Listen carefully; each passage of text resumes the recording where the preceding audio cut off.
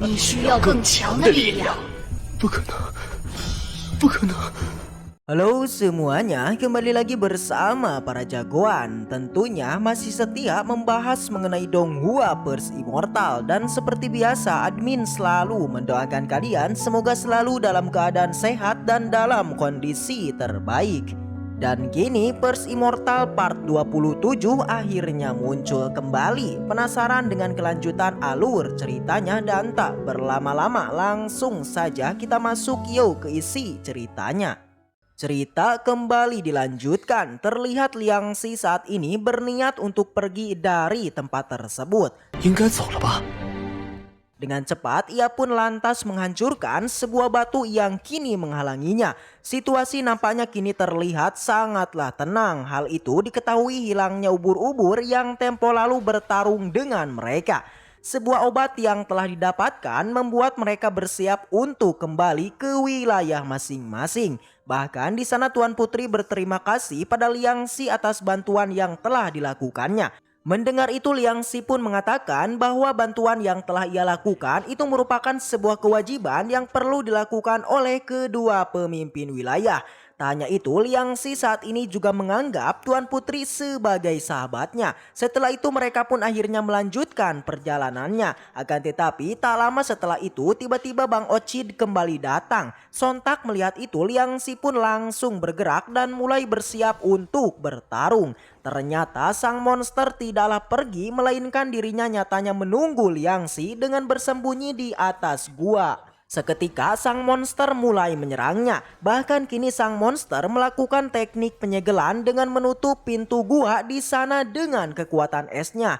Dengan begitu Liang Xi pun berpikir bahwa tak ada pilihan lain selain bertarung dengan ubur-ubur itu. Dan pertarungan akhirnya terjadi. Serangan demi serangan terus dilakukan. Sebuah teknik pedang mulai Liang Xi keluarkan. Namun kekuatan dari monster itu jelas tidaklah sederhana. Yang mana hanya dengan satu kali serangan si monster berhasil membuat Liang Xi terjatuh.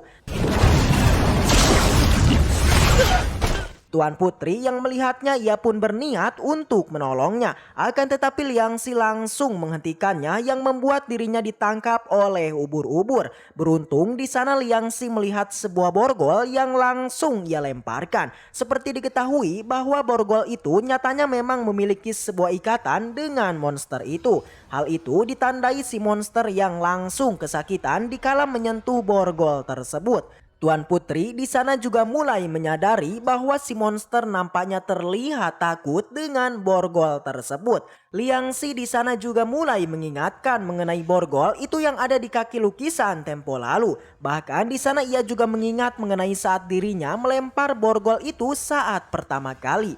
Dengan cepat di sana Liang Xi pun langsung bergerak untuk membuat sebuah segel dari borgol itu. Awalnya si monster meremehkannya, namun tak lama sebuah segel akhirnya mulai bereaksi yang membuat si monster menjadi kesakitan.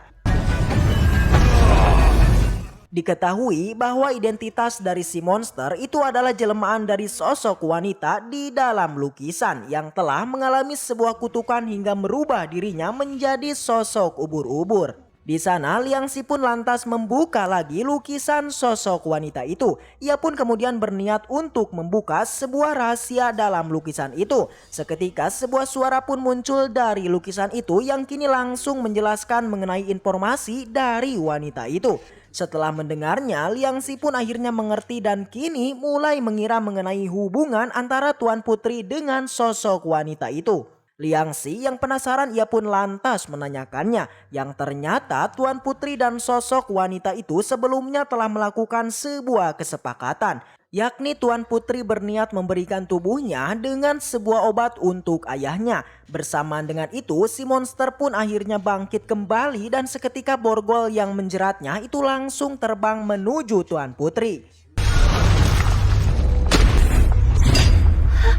Seketika kesadaran Tuan Putri kini mulai kembali kesurupan, yang tentu itu merupakan sosok wanita yang kini merasuki tubuh Tuan Putri. Si monster yang melihat itu ia pun lantas kembali menyerang mereka dan pertarungan akhirnya kembali terjadi. Serangan demi serangan terus dilancarkan. Bahkan di sana terjadi sebuah benturan energi yang sangat luar biasa, membuat Liangxi pun terpental hingga membuat dirinya tak berdaya.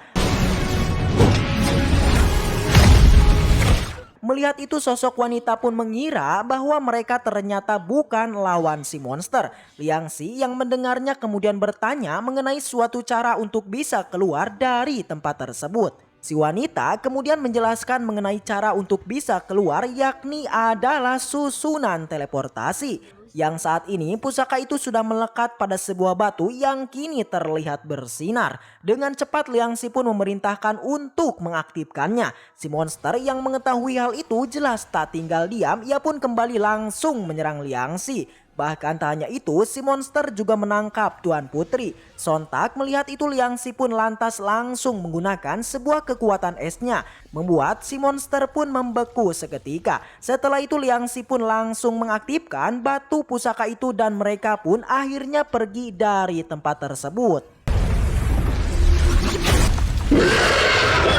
Sebuah portal yang muncul tak disangka ternyata membawa mereka ke tempat yang sangat unik. Di sana terlihat sebuah pohon yang sangatlah besar. Tak hanya itu, di sana juga terlihat adanya sebuah peti yang sangat misterius. Tuan Putri yang akan membukanya tiba-tiba langsung dihentikan oleh Liangxi. Di sela perbincangan mereka, seketika peti itu pun mulai bereaksi. Perlahan sebuah dimensi mulai terbentuk. Di sana saat ini juga terdengar adanya sebuah suara yang mengatakan bahwa Liangxi dan Tuan Putri merupakan pasangan yang ditakdirkan. Tuan Putri yang mendengarnya lantas menyadari bahwa sosok di balik itu semua adalah Lin Xuan. Sebuah pusaka seketika juga mulai muncul di sana. Si wanita yang melihatnya lantas mencoba untuk mengaktifkannya. Namun hal itu masihlah belum berhasil dan kini giliran Liangxi untuk mencobanya. Dan lagi-lagi kembali ia pun gagal dan membuat si wanita menjadi sangatlah marah. Bahkan kemarahan dirinya membuat ia pun memukul pusaka itu. Seketika Liangxi pun menjadi sangat kesal dan tak lama ia pun lantas mengingat mengenai hubungan antara pusaka itu dengan hutan perunggu. Dengan itu ia pun lantas kembali mencobanya untuk mengaktifkannya. Satu persatu kekuatan elemen mulai disebutkan hingga akhirnya mereka pun berhasil keluar dari dimensi itu. Dan tak hanya itu, di sana juga mulai muncul sebuah pusaka putih yang lantas mengatakan mengenai Liangxi yang telah berhasil menjadi seorang murid dari Lin Xuan. Sebuah token seketika juga muncul dari tangan Liangxi. Namun sebelum menjadi murid Lin Xuan, Liangxi diharuskan untuk mengucap sebuah sumpah. Setelah itu sebuah token pun perlahan menghilang dan masuk ke tubuh Liangxi. Liangxi yang penasaran kemudian ia pun mulai membuka peti di sana. Aura ungu seketika muncul dari dalam peti itu. Dan seketika Liangxi diperlihatkan kekacauan wilayah Sangku yang kini telah diserang. Bahkan semua penghuni dari wilayah Sangku kini terlihat tewas tak tersisa. Melihat itu Liangxi pun tak terima dan mencoba untuk menyerangnya. Namun hal itu sudahlah terlambat, yang mana semua penghuni bahkan teman Liangxi kini sudahlah tewas. Membuat ia pun menjadi sangat menyesal dan mulai putus asa. Bersamaan dengan itu sosok rubah akhirnya muncul dan langsung menyadarkannya. 都因我而死。 切勿让恐惧替你主导。 谢谢，小狐狸，那我就逆天改命。 Membuat Liangxi pun akhirnya kembali ke tempat asalnya. Di sana terlihat isi dari dalam peti juga telah menghilang. Aura ungu yang tadi melekat juga telah sirna. Dan tersisa kini tinggallah Tuan Putri yang masih terlihat kesurupan. Ternyata pusaka dalam peti itu telah diambil oleh si wanita itu. Mengetahui itu Liangxi tak terima dan langsung menyerang dan pertarungan akhirnya terjadi. Serangan demi serangan terus dilancarkan, membuat si wanita kesakitan dan akhirnya keluar dari tubuh Tuan Putri. Ternyata semua hal yang terjadi pada Liangxi nyatanya hal itu adalah sebuah ujian. Terlihat sebuah api perlahan mendekatinya. Ternyata itu merupakan api yang berguna untuk menyempurnakan sebuah bahan obat. Seketika Liang Xi pun kini kembali dibawa ke sebuah tempat. Dan tiba-tiba sesuatu yang tak diduga akhirnya terjadi. Yang dimana seketika mereka berubah menjadi sosok tua. Bahkan tak hanya penampilan yang berubah, melainkan suaranya juga ikut berubah. Baiklah, mungkin segitu aja untuk pembahasan kali ini. Dan semoga kita selalu diberikan kesehatan untuk bisa mengawal Donghua Pers Immortal sampai tamat ya. Dan sampai jumpa di video selanjutnya. See you again next time, and seperti biasa, salam para jagoan.